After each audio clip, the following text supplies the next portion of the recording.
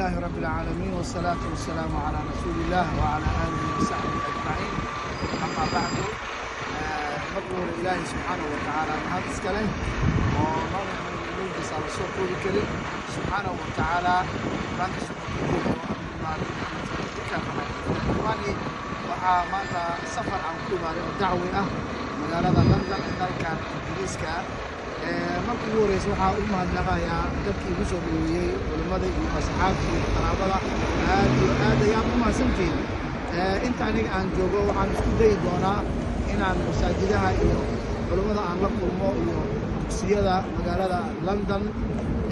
insha Allah maalmo ayaan joogi doonaa hadduu ilaahay idmo. waan wada xiriiraynaa waan wada fadhiisanaynaa asxaab badan iyo أحيان بدن وحرمة بدن أو فوق هاي قال أنا لندن نتوا شقيستان ولا مشغول سيء صوت كثير من أنا عم أشوف بوري وأنا لا من أي أركان وأساس أريده وأنا بنامه مكأدي هذا وما سنتين دمانتين جزاكم الله خيرا والسلام عليكم ورحمة الله وبركاته.